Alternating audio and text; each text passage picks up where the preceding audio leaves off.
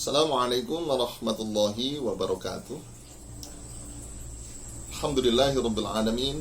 Para pecinta Al-Quran yang dirahmati oleh Allah Subhanahu wa ta'ala dimanapun Anda berada, pada kali ini akan kita bahas tentang sifatul huruf, di mana sifatul huruf yang akan kita bahas adalah sifatul huruf yang berlawanan, yaitu sifat syiddah, rikhwah, dan tawassul.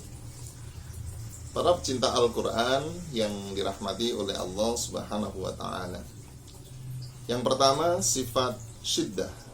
Syiddah menurut bahasa berarti kuat, yaitu ketika mengucapkan huruf-huruf syiddah maka disertai dengan suara yang tertahan dan tidak boleh terlepas. Kemudian sifat rikhwah. Rikhwah menurut bahasa berarti kendor, yaitu ketika mengucapkan huruf-huruf rikhwah maka disertai dengan suara yang terlepas, baik keadaan hidup maupun di sukun. Baik para pecinta Al-Quran yang dirahmati oleh Allah Subhanahu wa ta'ala, untuk lebih memahamkan maksud dari dua sifat yang berlawanan ini, marilah kita contohkan pada beberapa huruf dalam rangkaian kalimat. Baik para pecinta Al-Quran yang dirahmati oleh Allah, untuk syiddah tersusun dari 8 huruf yang terangkum dalam rumus ajid, qatin, bakat. Kita contohkan huruf hamzah. Misal, ketika kita mengucapkan huruf hamzah maka suara harus tertahan. A, I, U. Atau pada saat disukun ba, maka tidak ada suara yang terlepas. Misalnya jim, ja, ji, ju, baj.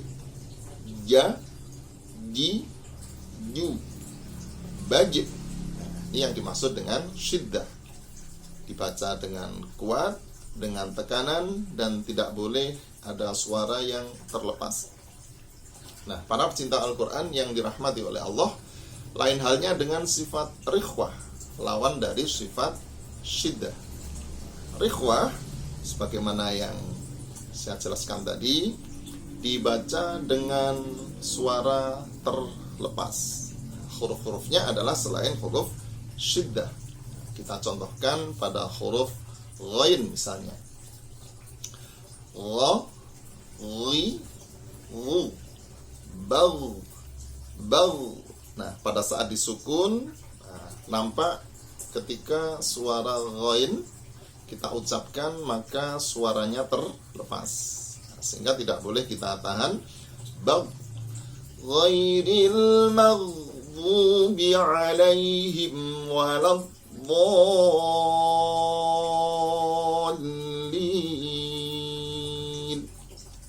Kemudian kita contohkan ke huruf yang lain, misalnya huruf kha. Misal, kita baca kha tidak boleh ditahan. Kha, khi, khu, bakh, kha, khi, khu, bakh. Min syarri ma khalaq, min syarri ma khalaq. Para pecinta Al-Quran yang dirahmati Allah, maka dapat kita simpulkan bahwa untuk syiddah, huruf-huruf syiddah ketika terucapkan maka suaranya tertahan. Sedangkan huruf rikhwah, ketika kita ucapkan huruf rikhwah maka disertai dengan suara yang terlepas. Jadi sampai terdengar suara ke telinga. Ini yang maksud sifat rikhwah. Demikian para pecinta Al-Quran yang dirahmati oleh Allah Subhanahu wa ta'ala. Mudah-mudahan pembahasan pada kali ini menjadikan kemanfaatan bagi kita semua. Amin ya rabbal alamin. Assalamualaikum warahmatullahi wabarakatuh.